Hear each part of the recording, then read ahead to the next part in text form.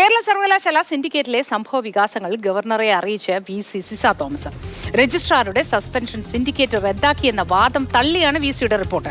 അതേസമയം സസ്പെൻഷൻ നടപടി ചോദ്യം ചെയ്ത് രജിസ്ട്രാർ കെ.എസ്. അനിൽകുമാർ നൽകിയ ഹർജി പിൻവലിക്കുന്നുവെന്ന തീരുമാനം ഇന്ന് ഹൈക്കോടതിയെ അറിയിക്കും. വിശദവിവരങ്ങൾ പ്രദീപ് ജോസഫ് നൽകും. Pradeep Joseph, good morning. എന്താണ് കൂടുതൽ വിശദാംശങ്ങൾ? Good morning Modi.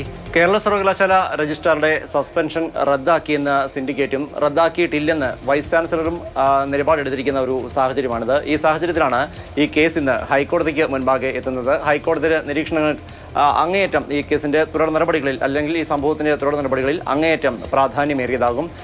ഇന്നലെ തന്റെ സസ്പെൻഷൻ സിൻഡിക്കേറ്റ് റദ്ദാക്കിയതിനെ തുടർന്നാണ് സസ്പെൻഷൻ റദ്ദാക്കണമെന്നാവശ്യപ്പെട്ട് നേരത്തെ ഹൈക്കോടതിയിൽ സമർപ്പിച്ചിരുന്ന ഹർജി പിൻവലിക്കുന്നു എന്നുള്ള കാര്യം രജിസ്ട്രാർ കെ.എസ്. അനിൽകുമാർ ഇന്ന് കോടതിയെ അറിയിക്കുക. അതേസമയം ഇന്നലെ ചേർന്ന സിൻഡിക്കേറ്റ് യോഗത്തിന്റെ നിയമസാധുത ഉൾപ്പെടെ കോടതിയിൽ വിശദമായ പരിഗണനയ്ക്ക് വരും. യഥാർത്ഥത്തിൽ ചേർന്നത് നിയമപരമായ ഒരു സിൻഡിക്കേറ്റ് യോഗമല്ല എന്നുള്ള നിലപാടിലാണ് വൈസ് ചാൻസലർ നിൽക്കുന്നത്. കാരണം ബഹളവും തുടങ്ങിയതോടുകൂടി താൻ യോഗം നടന്ന യോഗ ഹാൾ വിട്ടുപോരുകയായിരുന്നു. അതുകൊണ്ട് തന്നെ പിന്നീട് നടന്ന തീരുമാനങ്ങൾക്കൊന്നും തനിക്ക് ഉത്തരവാദിത്വമില്ല. അതായത് വൈസ് ചാൻസലറുടെ അറിവോ അനുമതിയോ ഇല്ലാതെയാണ് രജിസ്ട്രാറെ തിരിച്ചെടുക്കാനുള്ള തീരുമാനമെന്നാണ് അവർ അറിയിക്കുക. എന്തായിരുന്നാലും ഇന്നലത്തെ സംഭവവികാസങ്ങൾ എല്ലാം വൈസ് ചാൻസലർ കൂടിയായ ഗവർണറെ അറിയിച്ചിട്ടുണ്ട്. ഗവർണർ ഇന്ന് ഉപരാഷ്ട്രപതിയുടെ സന്ദർശനവുമായി ബന്ധപ്പെട്ട് ഉപരാഷ്ട്രപതി ഇന്ന് കൊച്ചി ന്യൂവാൽസിൽ ഒരു ഔദ്യോഗിക പരിപാടിക്ക് എത്തുന്നുണ്ട്. ഉപരാഷ്ട്രപതിയുടെ സന്ദർശനവുമായി ബന്ധപ്പെട്ട് സർവകലാശാല ചാൻസലർ കൂടിയായ ഗവർണർ ഇന്ന് കൊച്ചിയിലാണ് ഉള്ളത്. ഇന്നലെ നടന്ന സംഭവവികാസങ്ങൾ ഡോക്ടർ സിസ തോമസ് ഔദ്യോഗികമായി ഗവർണറെ അറിയിച്ചു കഴിഞ്ഞു. അതേസമയം